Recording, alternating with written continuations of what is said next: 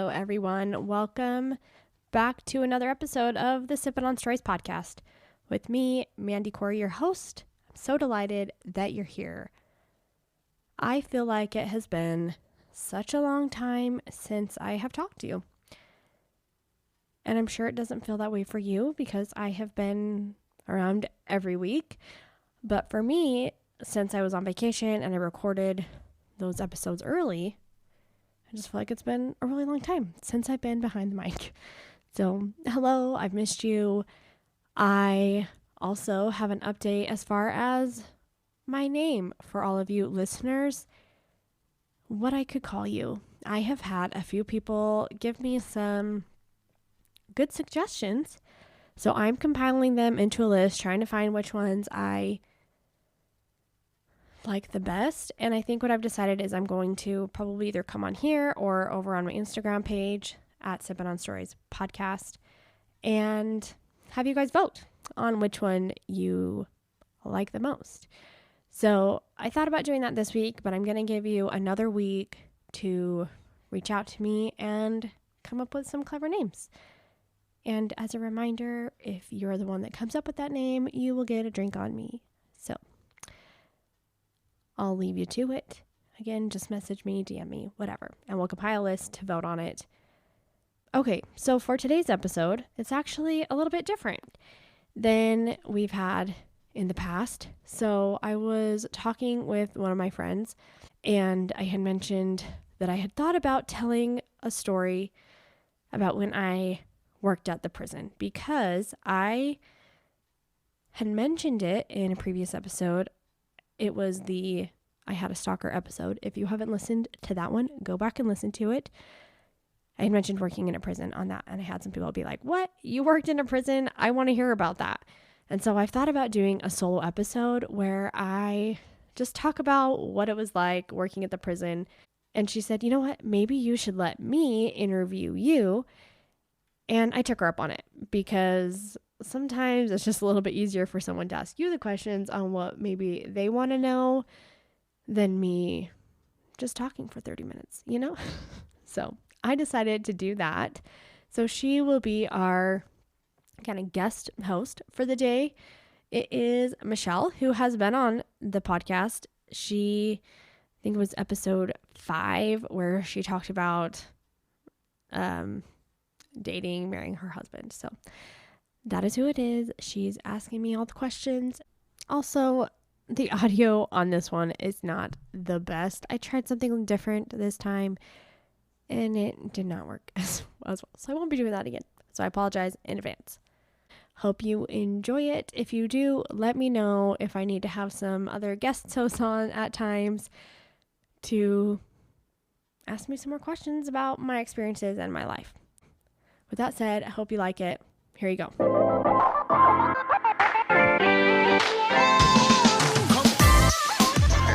Today we are turning the tables and we have our very special guest, Mandy Corey. Hi, Mandy. Are you there?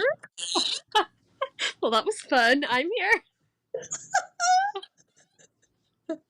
Okay, Mandy has phenomenal stories. I would know because I listen to them on Marco Polo every day, and it felt like she should tell a story for this incredible audience that she's building. And today she's going to tell a story about when she worked at a women's prison, which I'm really excited to get into because even though we were friends when you worked at the women's prison, I don't really remember a lot of the details for some reason. And I think it's going to be fun to ask you a bunch of questions about it. But before we get into that, tell me what your favorite drink is, Mandy. Well, Michelle, I feel like I have said it throughout this entirety of the podcast, so nobody's going to be surprised. But my go-to every day is Diet Dr. Pepper with vanilla and coconut cream. Actually, that's not true, because when I make it by myself, I just do the Diet Dr. Pepper with the coconut cream because I got lazy. However, I do have my coconut creamy Dr. Peppers right now, so I still use those with the coconut cream. But if I'm not doing my Dr. Pepper caffeine, like right now because I really need some water, then I do my liquid IVs. So I just like the strawberry. So I've been drinking that. So one day, if Liquid IV ever wants to sponsor this podcast, I'd be perfect for that because I drink a lot of it. So We like a hydrated those are my lady. two go-tos. Yes. Hey, I love it so much. I'm just drinking water. Big surprise. Big Water. surprise. You can't see. The audience can't see. I just showed my Stanley to Mandy. Oh, I love it. Okay, let's get into it. I feel like we should start with how this job came about initially. Okay. So I went to college to become a teacher. And I'm one of the crazy ones, and I enjoy math. So I was going to be, well, I wasn't going to be. I went and got my teaching degree to teach math. And when I graduated, I just kind of had a feeling that I wasn't supposed to teach. I don't know why, but I listened to that feeling, and I just said, for some reason, I feel like teaching in a public school right now is not for me. Meanwhile, my mom, she had also graduated a couple years earlier with a teaching degree. And when she was looking for a job, she had applied for like all these different jobs to teach geography or something. And she wasn't finding any. And she had applied for all these, wasn't getting them. And then she told me that she had had the idea to apply for a job at the women's prison in town. And I was like, who in the world would even think to apply to a prison? Like, a prison has a school? Like, how do people, like, how did you even know that, let alone to apply for it? Like, what? I was thinking about this today. The whole prison scenario feels like this fake thing that you see in movies.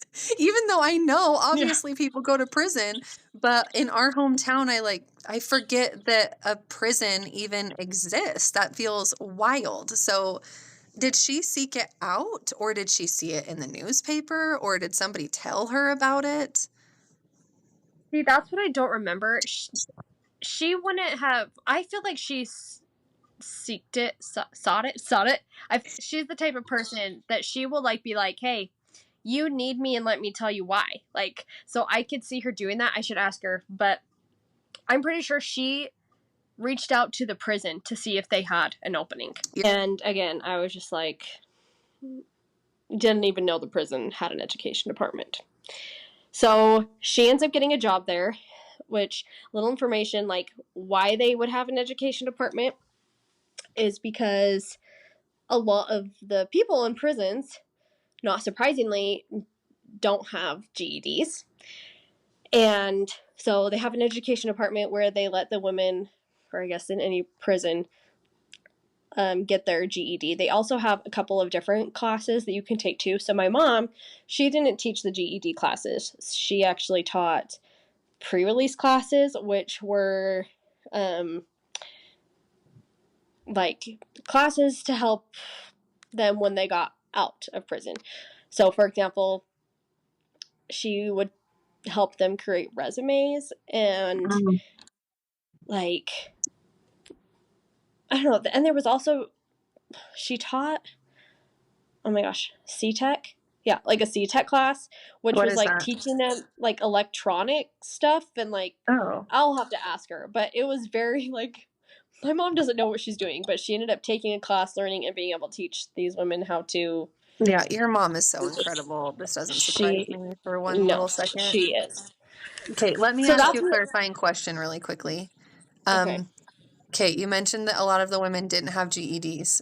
I always thought that GED was something that you got instead of a high school diploma.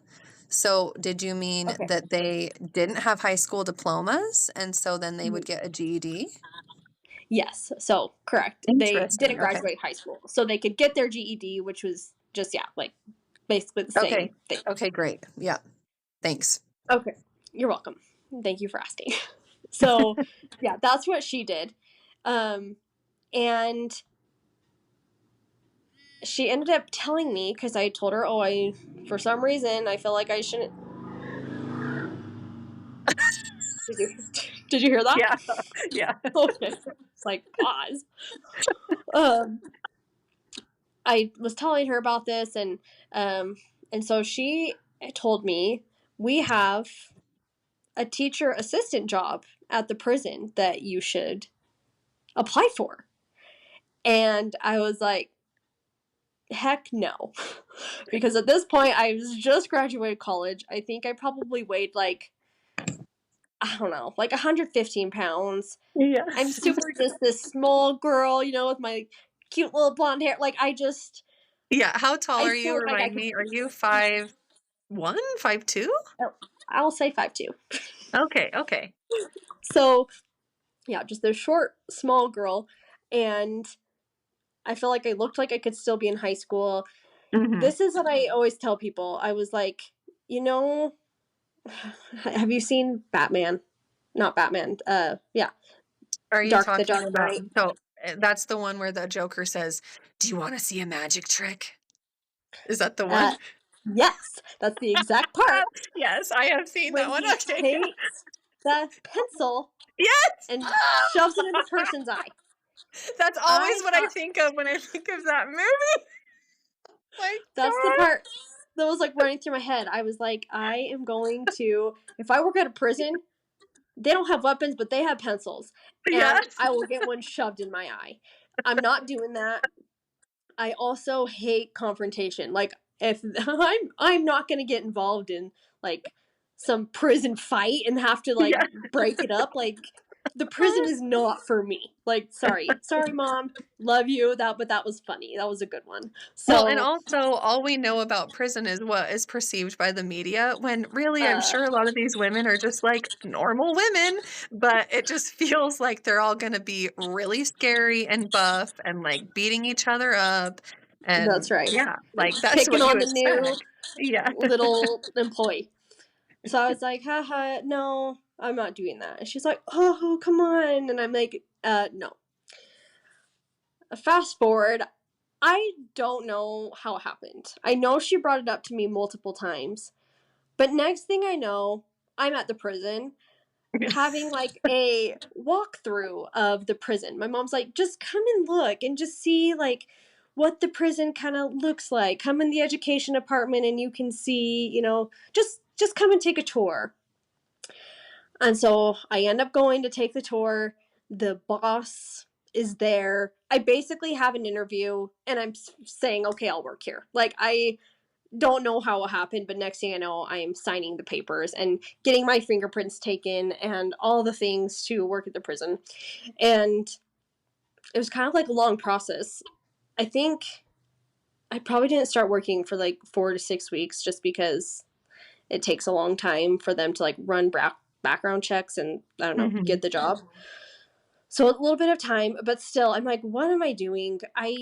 Wait, let me ask another question. Did Okay. it feel like they were like desperate to hire somebody?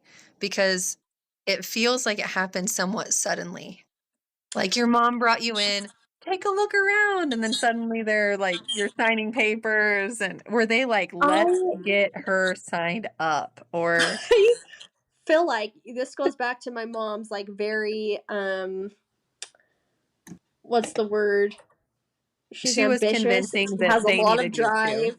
Yeah, Uh-huh. she's probably like, my daughter graduated in with a degree in math. She could really help us. She does like, I bet she was like, let's get Mandy this job. I don't know. I should ask her, Yeah. but she might not even remember. But I feel like So they they wanted did me have to do a have the job. background check. Yes. And were you, once they're doing background checks and things are in motion, are you starting to feel like, okay, I guess I'm doing this and I'm feeling okay about it? Or were you still like, No. what am I doing? No. I was still like, what am I doing? Because I still felt nervous. Like, even going into the prison, I mean, it's very like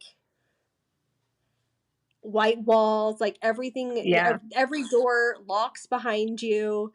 Like, you have to have a key to get into every door. It's like you hear everybody's keys jangling as they're walking around. Everyone's got radios. There's the security guard people. You know, it is still prison. So it feels like, it's not like you walk in and you're like, oh, actually, this is like a comfortable place. But it did make me be like, okay, this isn't it's not terrible, you know, Yeah. like, Yeah. but I still am like, there's going to be a pencil.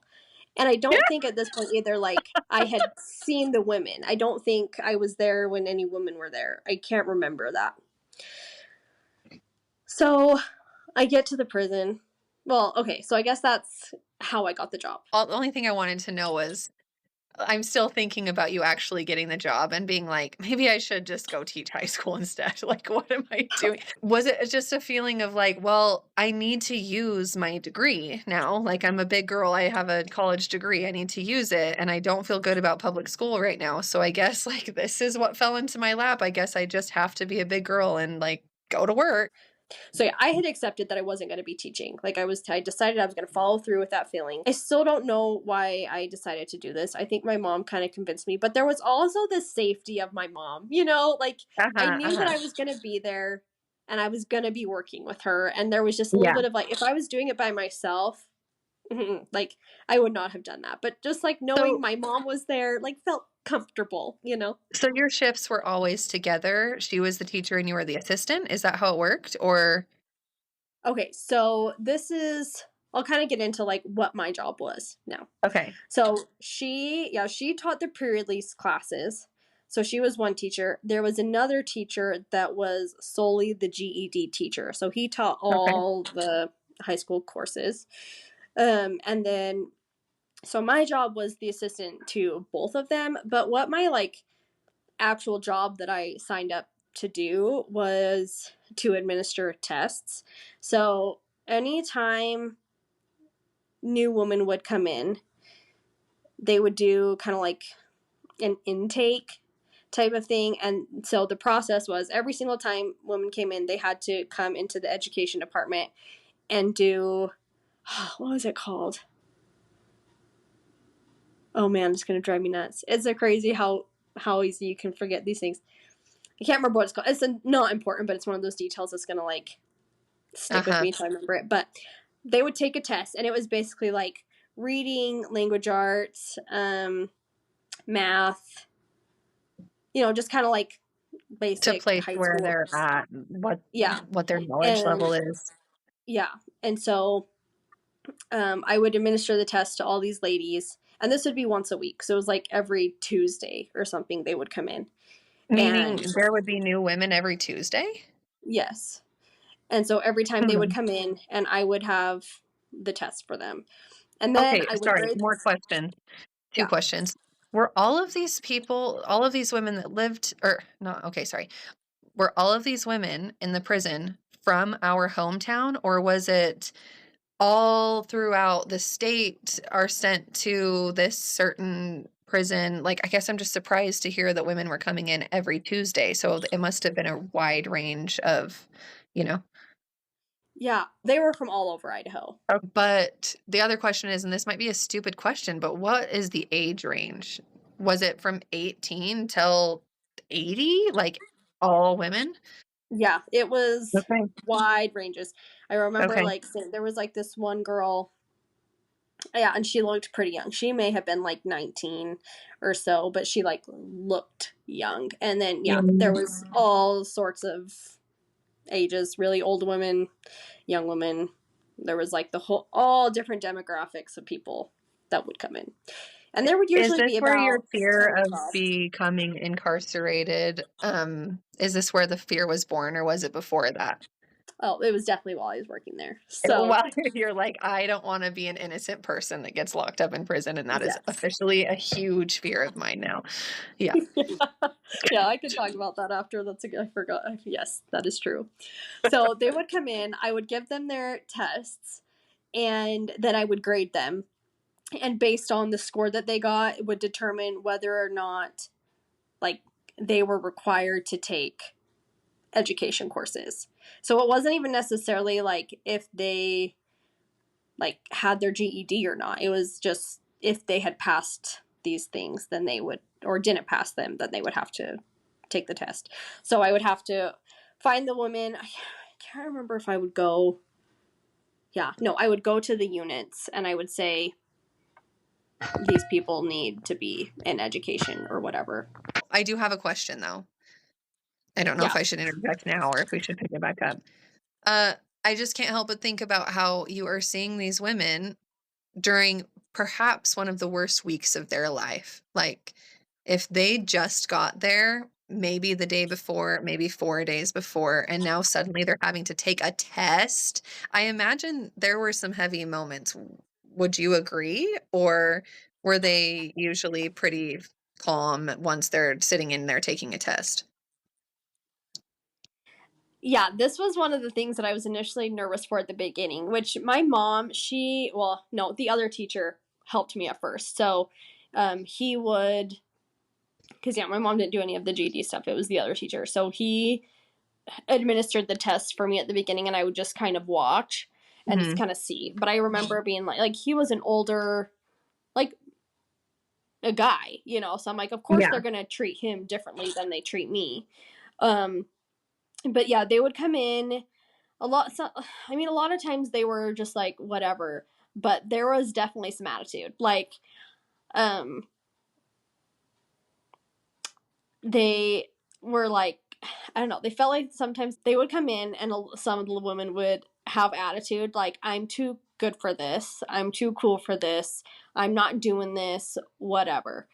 See, here I am And thinking that they're sobbing, and no, they're probably really leaning into the anger. no, I guess I would just be sobbing. yeah, they're like, I'm in prison, I have to be tough. And so that's definitely what I see. I don't actually think I saw anybody that was sad. It was all, if I Mhm. saw somebody that the emotion was anger, I'm not doing this.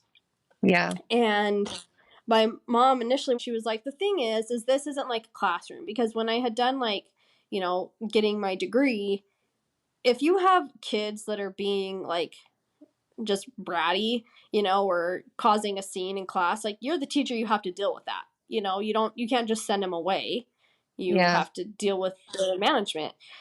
But when you're at the prison, she just kind of like, one of the things to get me, she's like, if somebody is acting up, you literally just send them back to their unit and Because they can get education in is a trouble. They privilege don't, in prison. Yeah. Like, yeah. they don't. And she's like, Yeah. they don't want to be sent back to their unit.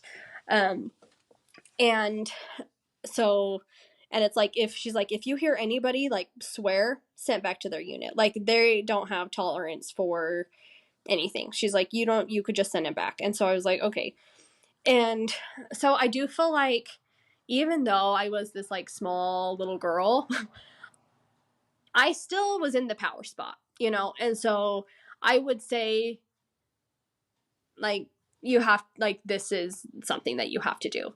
And I don't remember like even what I would like, if there was anything like people giving me attitude, um like what I would even say. But it was whatever it was actually more easy for me to just say, this is required, like, you have to do it as part of like this is just what you do. Again, I can't remember what I said, and it probably wasn't like a threat of like, Did you have to send people you're back then? And if you did, what did that look like? Is there a guard outside the door and you're just like, um head on out? I didn't actually have to send anybody Okay, great. back to Okay. their unit. Um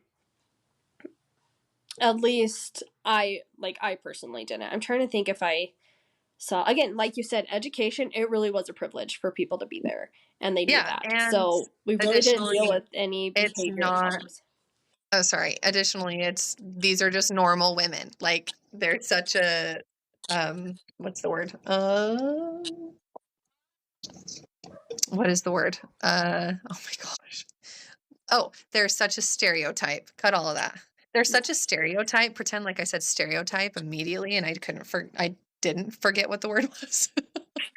There's such a stereotype of what we think people in prison are, and they were just normal women wanting to get educated. So yeah, I guess it makes sense that you didn't have to deal with sending people back, but I did have to so deal on. with, sorry, this is like jumping around a little bit, but I did have to deal with um like people breaking rules.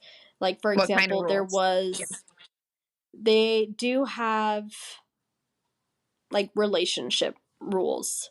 And that is like kind of a stereotype that is talked about a lot, that I did like see at the prison is that these women were getting together with other women in the prison. And so there was like one time, and actually like it was sad because there in the prison there would be inmate workers. And so there was like aides that kind of did the billboards and would like clean up, you know, kind of like janitors.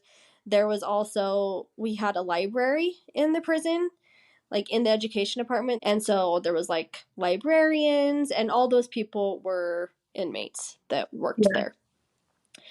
And so there was one, she, like, I don't know how much, she worked in the education department. And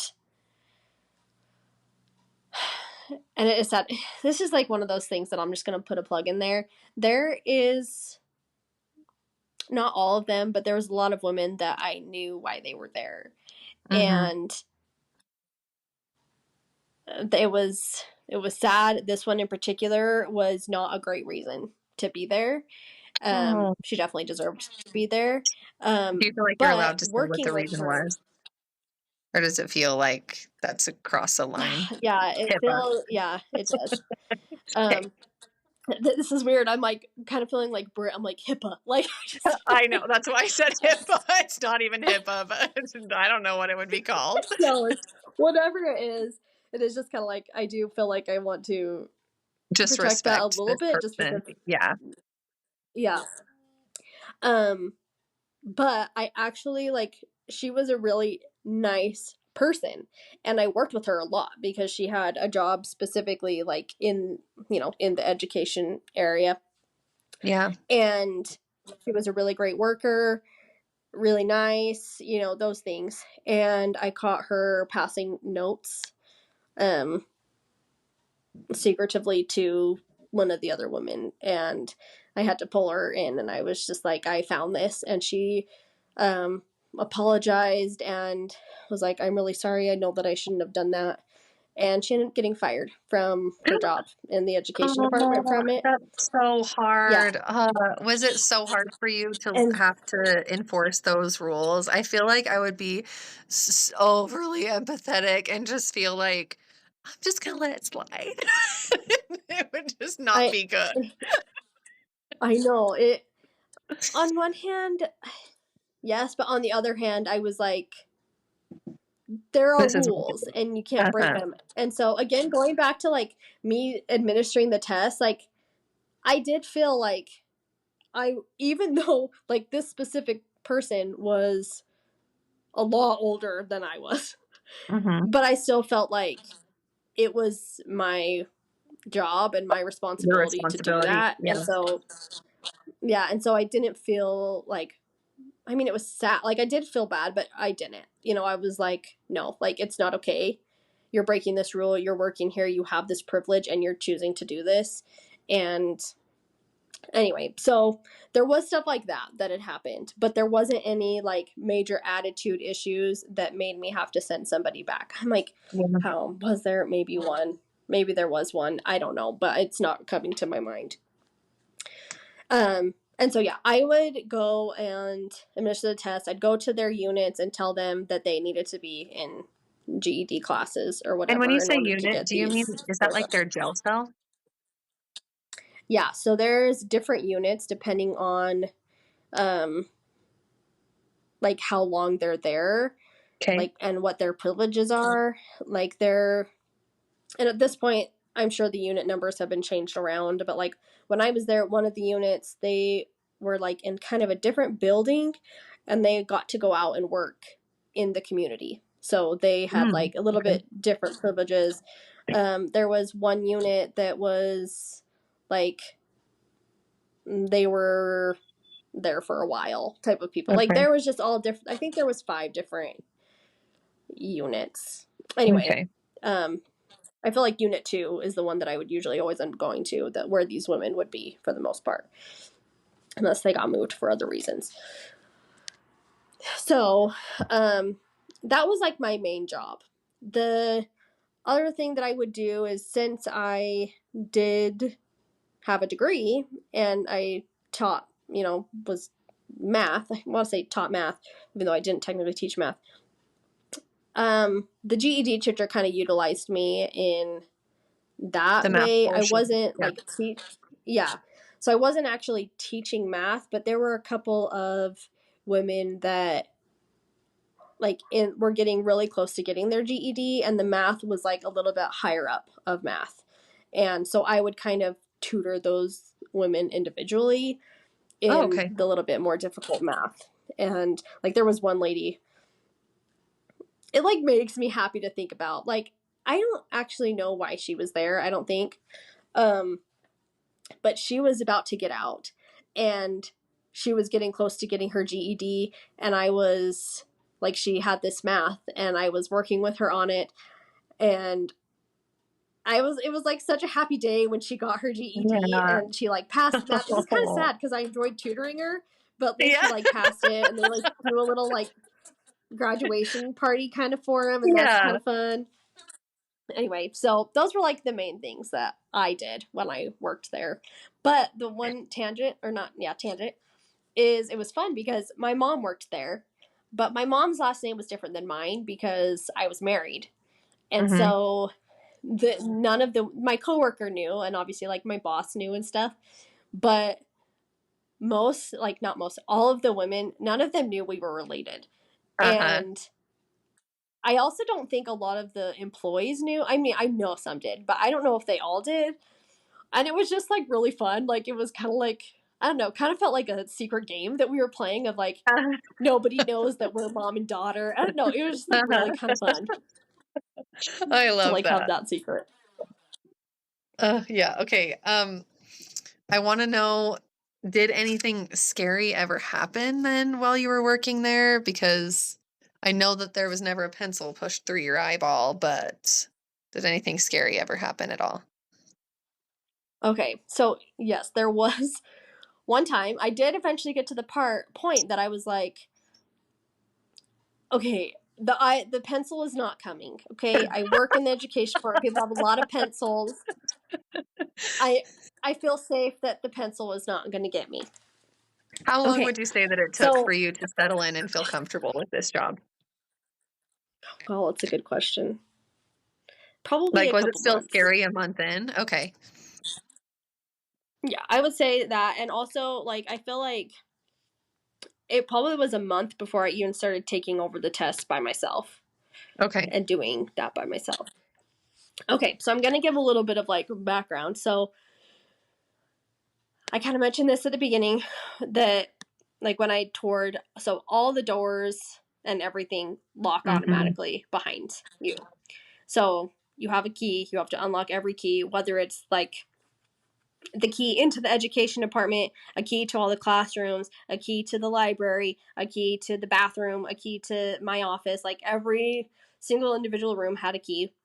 I need to know just because I want to paint the picture. Were these key cards or were they physical keys? No, they're physical keys. Ooh, Yeah, jangling. physical Okay, keys. you did see jingling? Jangling? Is jangling Yeah, a word? we had jingling. Yeah. We also had radios. So security guards had a little bit extra protection. My only protection as teacher assistant in the education department, my only protection in that job was a radio. And the radio, I mean, I could get on and, that's how you communicated with, like, a walkie-talkie, how everybody communicated through the prison. I mean, they did have phones, but that's how I'd communicate to the various, like, units or to control or, like, anyway, I would just use that. And there was, like, a little button on the top that was, like, you could press. Okay, if you ever did need something, how quickly do you think a guard could get there? Seconds? Oh boy, I don't know. I'm not sure. But I just had to tell myself pressing that emergency button was going to save my life if I needed it to, because that's how I had to what's what I had to tell myself. So I had my radio, I had my keys. My time working at the prison, they did a lot of oh my gosh, pause. What's the word? Oh my gosh, this emergency is going to drive me nuts. So incident. So there was a lot of incidents, and they would call an incident so many times working at the prison. And they would just come over and they'd be like, incident. And when it was incident, they wouldn't do any like nobody would go back to their unit. They'd all stay in education. A lot of times the women would have to like line up against the wall. Sometimes like with their hands, I don't know. Like it was just like something's happening in the prison. We don't exactly know what it is. Not that big of a deal, or sometimes a bigger deal. Like sometimes we just didn't really know, but they would call incident.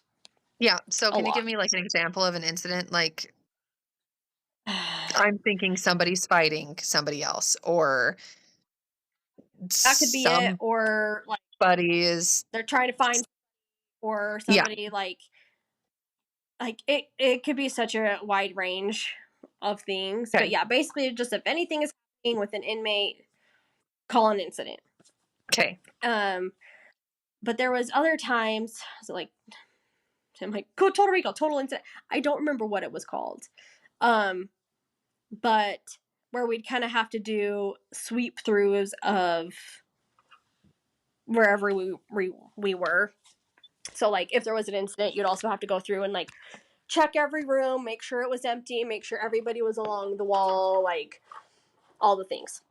Okay. And that was just our job as the workers, to like go through, make sure everything was clear and nothing was going on in your area. And you'd like make sure the doors were locked, all the things. Okay, so and also during incidents and things like that, you were not allowed to call out. Like you didn't get on your radio and like try and talk back and forth to people. I think they changed it. Like you can have personal cell phones in the prison now, but when I was working there, like you couldn't bring your cell phone in, and you weren't allowed to like call anybody. So like and I couldn't leave either. So let's say my shift ended at like 3:00, but we're an incident, like I'm staying there, like however long until the incident is cleared. I'm at the prison. And so your emergency like, button is still there, but you can't use your radio for any purpose. Yeah, you just leave it alone. Like you don't talk to people unless like you have to, but like you stay off the phones. You don't like I wouldn't call Britt and be like, "Hey, I'm stuck at late at work." Like you don't call out. You're not allowed to do that either. So okay, so that's just like a little bit of information about like protocol, whatever. Okay. So there was one particular time that I was working, and my mom and the other worker were not there. They were at some like conference for teachers. And since I was only an assistant, like I wasn't at the conference. It was just the teachers. But I still had to be there, which was kind of unfortunate because also if they weren't there, there was no education classes happening. So I literally was there by myself. Like there was no women, there was no adults. Like it was just me in the education department for the entire shift. Like I still had to work. Sitting there for hours. With nothing to do. Because there was nobody there. It's miserable. So you can't even have your phone with you. So yeah. So those were really long days. But on this specific date, they were gone and they called an incident. But they had come over I don't think it was on the radio. I don't remember how they like alerted me. I'm wondering if it was on the radio. That's a piece of that's. Did a they have an intercom system? Well, just the microphone or just the walkie-talkies. Okay, so like, they could talk to people, an announcement over the speakers into the whole building. Yeah, it wouldn't be like an intercom announcement. Okay. Yeah, it would be more to like on the walkie-talkies type of a thing. But I'm like, was that even there? I don't know. But they had said that there was an inmate that had escaped and was in the prison. And I was like, uh-oh. And they had also said that they had found somebody had been found hurt and like bleeding in some like janitor closet or something. And I was like, this has never happened. And I was just like, oh no. But also like I've seen Prison Break. I've seen different shows and movies. Like this obviously happens. Like people get out and they're like, I'm going to get out of this place. I'm going to hurt someone and I'm going to get out of here, whatever. And so I was like, I knew that this was going to happen at some point, and now's the day. Like, someone has something, and they had said too that they had stolen a weapon from this person that was down. I don't remember. Oh my gosh. And so I was like, okay. And so it's still my job to go around the education department and make sure that nobody's in there. And all the doors are locked. This psycho could be hiding in the closet with the stolen weapon. Yeah. Ugh. And so I'm like, oh, okay, like, it's just me, but like, it's my job. I have to go do it. So are you I feeling get out of my fine, or office. is your heart just pounding? Oh, no. It's like, there's part of me that's like, the doors are locked. I don't think they're in here. Like, I don't think they're in here. But like, what if they're in here? Because you're still walking really slow and looking around the corners, like, slowly. And so the education department has never felt so big in my life at this point. I'm like walking, there's multiple bathrooms, so I unlock the bathrooms and I'm like looking in those doors, and then I go into the classrooms and I walk all around the classrooms and I get out and I make sure those doors are looking locked. Over your shoulder. Yes, and there's like 4 classrooms in this education department. There's a couple bathrooms. There's a janitor closet, so I like go in the janitor closet, make sure that's no one's in there, it's locked. And then I go back into the office, which, can I just say, there was times that I forgot my keys in the office and I couldn't get in any doors. Like, thankfully, this time I did not. But this is one of those times that I was like, I am so glad that I didn't forget my key, because I would clip it onto my pants, like onto my belt, or like onto like whatever I had. I would just clip it on there. But sometimes I would just set the keys down and lock them in my office. And so there was one time, and usually there's a person there like that you can, but this moment. The one time it happened, nobody else was there, and thankfully I also had my walkie-talkie. You had your radio, because I'm like, what if I didn't? And I'm just sitting in there by myself, and nobody knows I can't get in. Anyway, they kind of made me be like, don't do that again. I'm like, yeah, I know. Anyway, so thankfully I remembered my keys at least. But so I go into the library, and in the library there's like multiple rows of books, like shelves, whatever, and there's a bathroom in there, so I check the bathroom. And I'm like, shelves, it feels so horror movie. It does. That's how I felt. I was like, I'm gonna go around one of these shelves, and they're gonna be right just gonna be lurking. Yes, or the janitor's closet. Yeah. I'm just envisioning you just like taking a deep breath and opening it really fast, and okay, everything's fine. It's just so scary. Yeah. So I'm walking through the bookshelves. Yeah, I'm walking through the bookshelves, and I'm just like, I'm almost done with my sweep through, whatever, and all of a sudden I just heard this like loud bang. Like it was like a and I was like, and I'm like, I knew they were in here, and I like, my heart started racing so fast. Did you scream? Was it out loud gasp, or was it just a feeling of like, no? No, I'm sure I like was like like, I'm sure there was like one of those, but not like an audible like scream. Okay. Anyway, I turn around and there's nobody there. For some reason, I'm in the library, and a book just decides, like a stack of books just decides to fall over. Oh my gosh! Right at the exact time that I was searching, and I was like, I was like, oh my gosh! I mean, there was still part of me that was like, was it not the book that fell over? Like, right? Like, anyway, am I sure that that's where the noise came from? Yes. Like some ghost just like knocked that over. Some ghost is like, let's mess with her. Yeah, that's how it felt.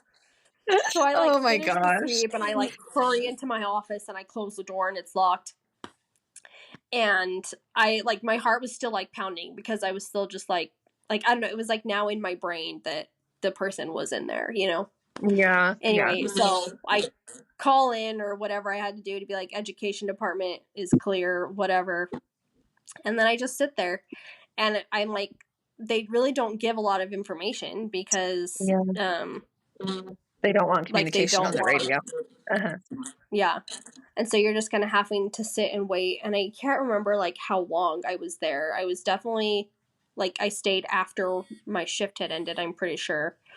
But eventually they came on the radio and they said, "All right, that was a drill. We're all done." Oh, And no! Oh my gosh. and I was like, I knew this day would come. In my head, I was like, this is pencil day. Like, this is the day. And I mean, I had a lot of drills at this point. Like, we had drills Oh where my they bring us all into gosh. a specific room. And they had other drills, but nothing like that where they were like so That is specific. so with, like, specific. yeah, and I That's can't remember. so I'm sure I specific feel to say that someone had been attacked and was bleeding and that their weapon was stolen. Like, this is aggressive. What in the world? And I feel like there was other things too that they had said like a little bit throughout, but I don't remember those details. I just remember someone's been hurt and they're out there to get me, you know. Oh, and I also, even like though now you know it was a drill, you still lived the experience as though it were real. So all of those feelings are just still in your body. Like, you don't just suddenly stop feeling scared about what just happened. Like, oh my gosh, that's awful. I know. And I had thought to myself while it was happening, this is probably a drill. But still, like, that didn't stop my heart from completely racing when the book dropped, or as I was having to go around everywhere by myself. And, like, it was just I don't know. It was just very kind of eerie. Yeah, so the thought did cross your mind that it could be a drill, at least, I suppose. I was fully assuming that you thought for sure it wasn't a drill the whole time, but oh my heck. Still. And I don't remember at what points I thought it was a drill or whatever. I mean, there was still in the back of my head that I was like, is this really happening? Like, is it probably a drill? But my mom had never told me that they did drills like this. But like, and it's funny because I had talked to her recently and I was talking to her about this and she's like, oh yeah, they do those like every year or whatever. And I was like, that would have been nice for you to have told me. How long would you say you were working for the prison at this point? It had been a while because I feel like it wasn't long after that I left the job. Not because of that. And how long did you work there for? I worked there almost a year. Okay. So, and it probably, like, the fact that my mom said they do it probably every year, I was like, it probably was more towards the end of my time there. Yeah, okay. But I'm trying to remember. Anyway, so I like tell my mom and I'm like, why did this happen on the day that you guys were gone and I was here all by myself? And she was just laughing that would happen. Like, that would happen when you're all gone and you're all by yourself. Anyway, so that was like the most scary thing that happened to me while I worked there. Okay, so moral of the story, nothing really scary happens in a women's prison. Like, they're just normal people trying to better themselves, I guess. Yes, and there were a lot of women that tried to better themselves. It was actually surprising because there were some women, like, you know, we joke that we're getting older and we don't know how to work technology a lot and we don't know how to do things, you know.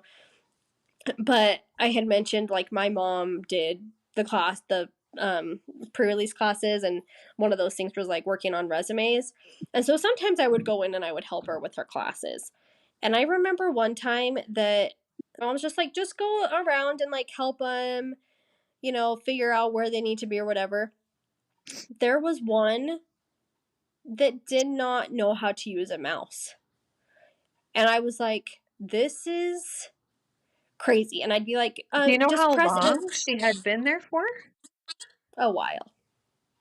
I mean, she would have had to have been if she'd never used a mouse. Like, yeah. Like, I don't know how long she had been. I'm trying to, like, when were Yeah, I mean, computers started to become a thing when you and I were in elementary school, right? Like like a more common thing. So perhaps she had been there for at least 20 years? I mean, she did struggle, I feel Okay. like, with a lot of things, but, yeah, I was like, I remember being like, "Just press enter or right click or, left click on the mouse," and she could not. Like, No I was like, idea. "Mom, I don't know how you do this," and there was multiple women that it was like, they did not know the very basics of Yeah, Microsoft Word.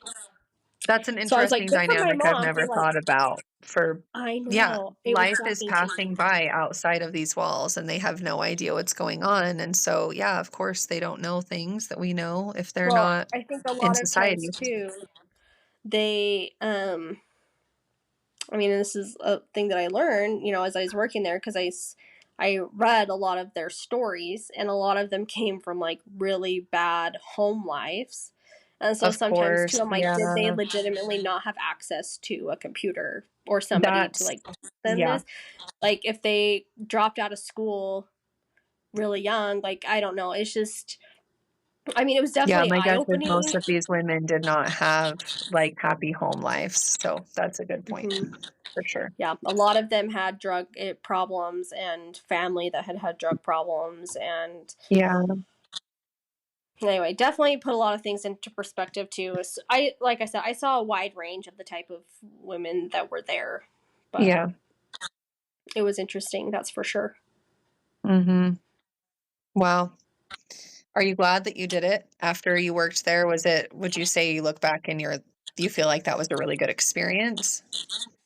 Yes, on one hand, I was very grateful that I got the opportunity to work beside my mom, because I just felt like that's Mhm. such a That is rare, really and to have it special, be yes. such an interesting environment too for us to both Uh-huh. work in a prison. Like, I'm very happy that I got to experience that with her. Yeah, I also, I am a very non-judgmental person, and I'm yeah, very empathetic. Like, I usually tend to see like the positives of the good in people, and people. so like, Yeah, yeah. I would agree, you definitely do.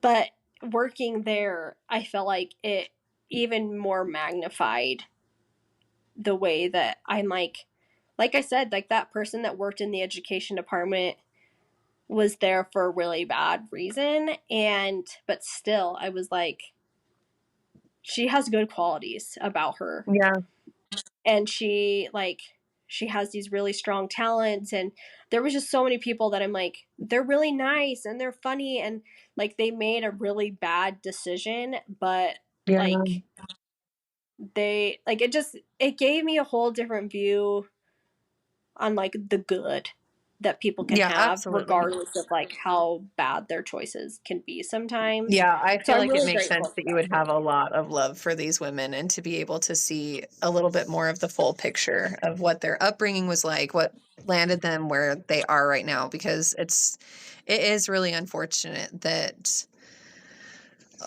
like the system has to be in place for a reason. There really are people that are awful out there making terrible decisions. But yeah, a lot of time it's just people that have been dealt a really difficult hand in life, and it's just really sad. Yeah, it is. So overall, like, I know I only worked there a year, but I really thought it was great and a great experience. And I do feel like working at a women's prison was um probably a more tame version. They actually, one of the people had reached out saying that there was a job opening at a men's prison, Oh my and god, that wanted. feels scary for little Mandy to walk into a I know. men's prison. I don't think so. He That feels he so asked, much scarier. the one of the guys, the he wasn't really my boss, but kind of, anyway, he had asked if it's something that I would be interested in working there, because he knew I was moving to an area that was closer to it. And Gosh, I was honestly, like, that just sounds like a bad idea. Yeah. I'm almost surprised that he pitched you the idea. You're like, "Do you see me? I'm so little and so hot, and I'm not walking into this men's prison." I yeah, just am not doing that. I need to be the thing that they get to see, the woman that they get to see every day. Uh-uh. I was definitely like, Yeah. no. At that point, I was pregnant and was also like, I'm having a baby. Like, I'm not. Yeah, you're pregnant. That's Yeah. just another added layer. Like, no, thank you. Not to stereotype the men, but I Oh, do feel that would have been scarier than the women for sure. For you. I Mhm. wouldn't be able to get fear of that one. But Mhm. anyway, yeah, I'm like, it was a good experience. Yeah. So, Gosh. I'm so glad you came on here to tell me that story. of course, I'm so glad to be out. Thanks for letting me guest host. I had to talk her into it a little bit. I really wanted you to tell a story. I really look forward to Tuesdays every week, as do multiple of my friends. And I just am really happy that you're doing this because it's so fun to listen to. And for everybody listening, if you haven't listened to the first episode with Carol Lee, her mom, she really is the coolest, as we've talked about during this episode. So go back and listen to that one and all the others because they're all great episodes. Yes. Thank you for that plug, Michelle. You're such a cool girl, Mandy. I love you so much. I did feel like having someone ask the questions to me might make it a little bit easier for me to tell that story. So thank you, Michelle, for being my guest host today. That was fun. Gosh, anytime. You have a good night, Mandy. I'll see you on Marco All right. Polo. Okay, see you in a couple minutes. Bye.